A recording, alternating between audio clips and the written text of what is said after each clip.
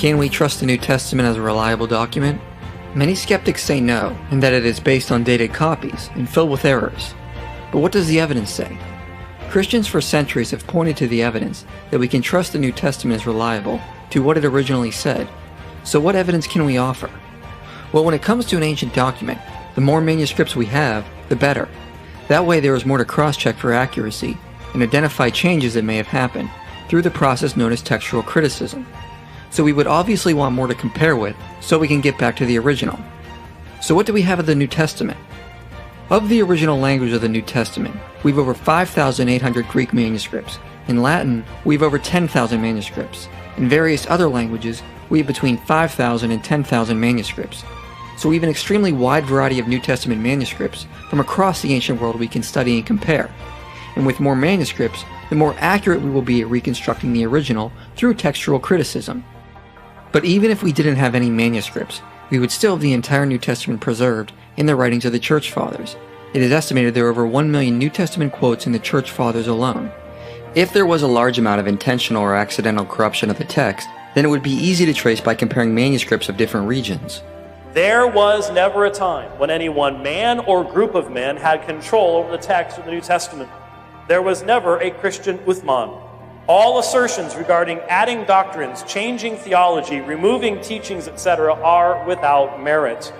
The Christian church was a persecuted minority without power to enforce a uniform textual transmission, as in Islam. This is far more than any other ancient document.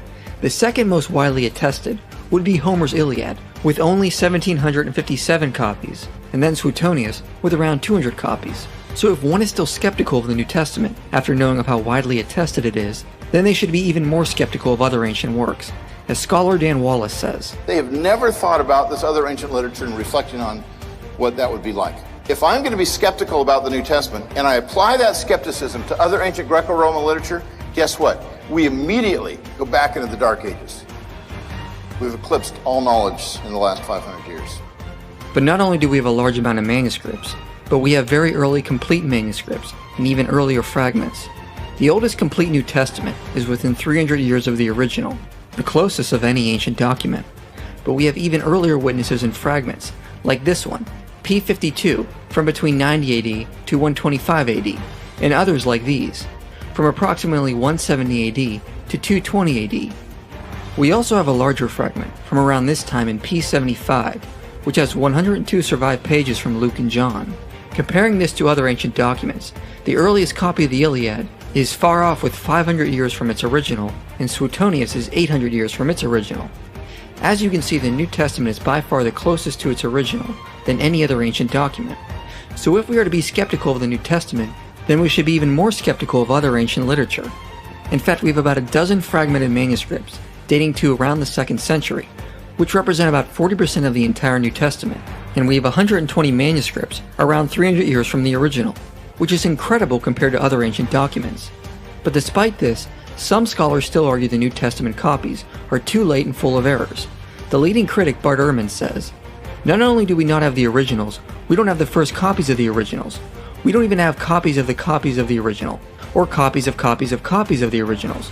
What we have are copies made later, much later, and these copies all differ from one another in many thousands of places." Well, this seems like an odd thing to say, given the evidence we just discussed.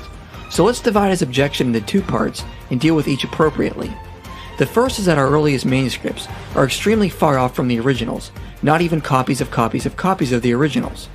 Well, this doesn't make sense, considering our earliest fragment is within 70 years or less of the original, and several larger fragments are around 150 years from the original. So why would these not be first or second generation copies of the originals? A papyrus manuscript in public use will last on average for more than 100 years. There is also no reason to assume the originals are first generation copies or copied once and thrown away or lost. In fact, Ehrman even acknowledges that a manuscript can likely be a direct copy of one from 100 years prior to it. Every time somebody translates the Bible, they don't say, well, I've got to take this manuscript that I translated from and destroy that now. That's stupid. We don't do that. It's never been done in the history of the church. There is no reason to assume the originals were just copied once and forgotten, or that scribes only had one copy to pull from. In fact, early church father Tertullian even seems to suggest the originals were still around when he was writing at the end of the 2nd century. Come now, you who would indulge a better curiosity, if you would apply it to the business of your salvation, run over to the apostolic churches, in which the very thrones of the apostles are still preeminent in their places, in which their own authentic writings are read. The Latin word for authentic normally refers to original documents, so it appears Tertullian is saying the originals were still in the churches to that day.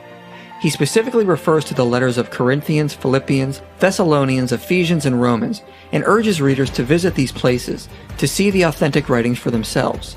Even if Tertullian didn't mean the original scrolls the apostles wrote on, his testimony still tells us the Christians in his days were concerned with having accurate writings, and they were not discarding their copies as valueless, as skeptics suggest. And it's reasonable to suggest that if the manuscripts were read often, they were also copied often.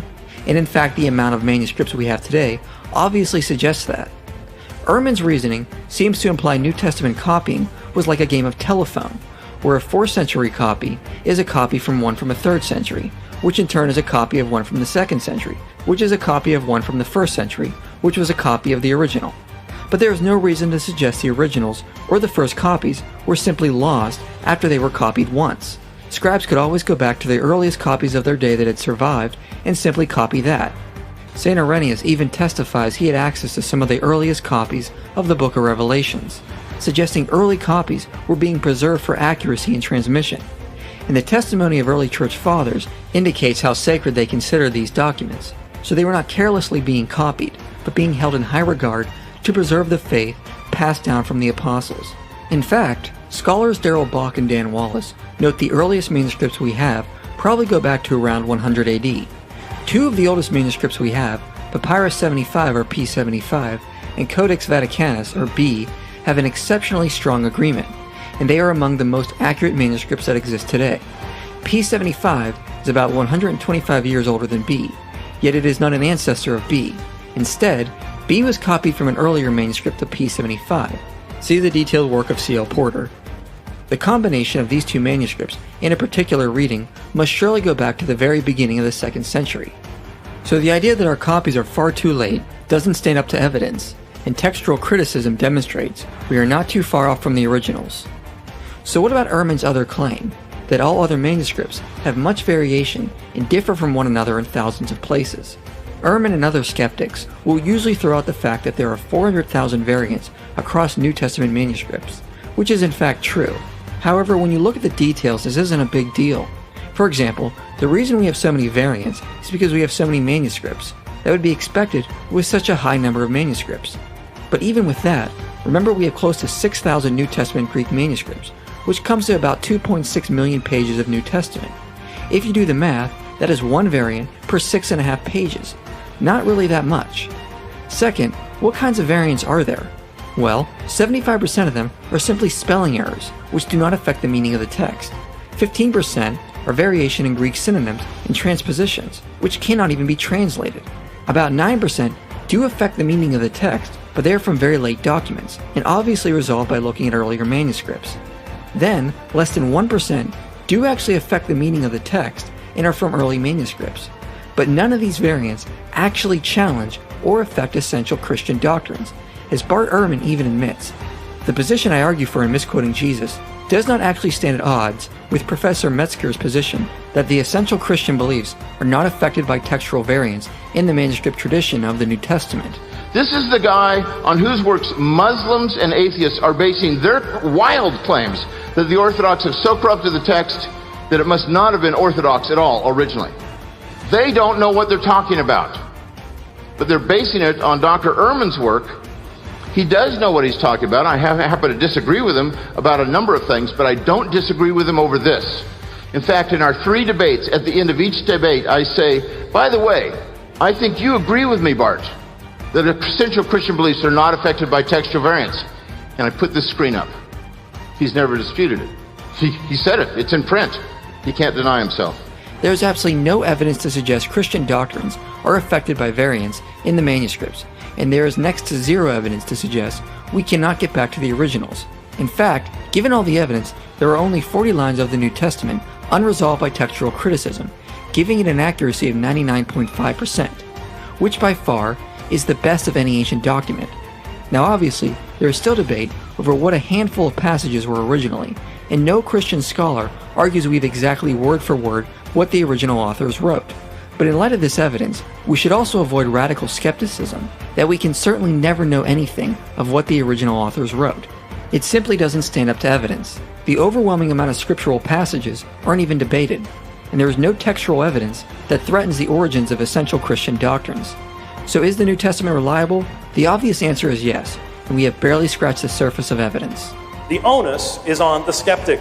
The New Testament sets the standard in providing clear evidence of its trustworthiness. If that is not enough, is it possible the skeptic has set a standard that is unreasonable? And if so, why?